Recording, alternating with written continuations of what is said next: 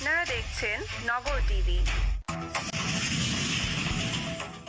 নবীনগরের বড় ভাই বোনের সম্পত্তি আত্মসাতের অভিযোগ ছোট ভাইয়ের বিরুদ্ধে।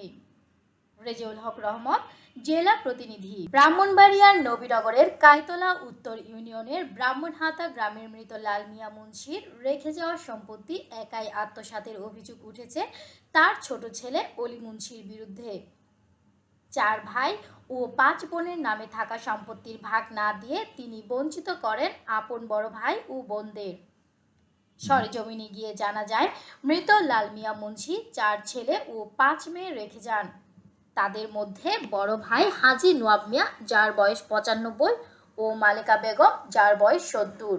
দুজনের সম্পত্তি অলি মুন্সি, দুলাল মুন্সি ও হোসেন মুন্সি 3 ভাইয়ের উপর আত্মসাতের অভিযোগ করেন।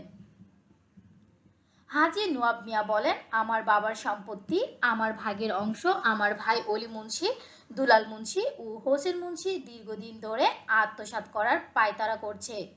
আমি এখন জীবনের শেষ বয়সে এসে আমার সম্পত্তি আমি ফেরত চাই।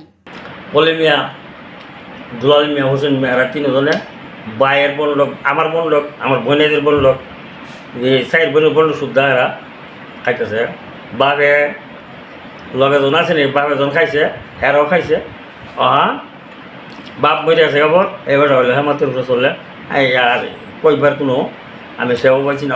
আমার বাপের সম্মতি আমি যেটা বাড়ে যেটা পাও না, আমি হক যেটা পাও না, এটা আমি চারি না। আমি আমার হক আদায় করতে হবে। বোন মালেকা বেগম বলেন, সম্পত্তির কথা বলতে গিয়ে সাংবাদিকদের সামনে কান্নায় ভেঙে পড়েন এবং তিনি আরও বলেন, আমি বারবার আমার ছোট ভাই অলি মুন্সির কাছে আমার সম্পত্তি ফেরত চেয়েও আজ পর্যন্ত কোনো প্রতিকার পাইনি এবং আমি আমার সম্পত্তি অলি মুন্সির কাছে চাইতে গিয়ে বহুবার হয়রানির শিকার হয়েছি। অলি মুন্সি রাগান্বিত হয়ে আমাকে একাধিকবার আঘাত করেছে। আমি অসুস্থ মানুষ, আমার শারীরিক অবস্থা বর্তমানে খুব খারাপ যাচ্ছে। কখন মৃত্যুর কোলে ঢলে পড়ি আল্লাহ পাক ভালো জানেন। বর্তমানে আমার এই সম্পত্তি খুব প্রয়োজন হয়ে পড়েছে। আমি আমার ছোট ভাই অলি মুন্সির কাছে আমার সম্পত্তি বিনয়ের সাথে ফেরত চাচ্ছি। হোসেন মুন্সি বলেন, অলি মুন্সি একাই দখল করে রেখেছে আমাদের ভাই বোনদের সম্পত্তি। ভাই বোনদের সম্পত্তি দখল ও আত্মসাতের অভিযোগের বিষয়ে অলি মুন্সি বলেন, 2 বছর ধরে আমি এলাকার বাইরে থাকি। আমার কাছে এ বিষয়ে কেউ কোনো কথা বলেনি। এখন অন্তিম বয়সে এসে অভিযোগ করছে।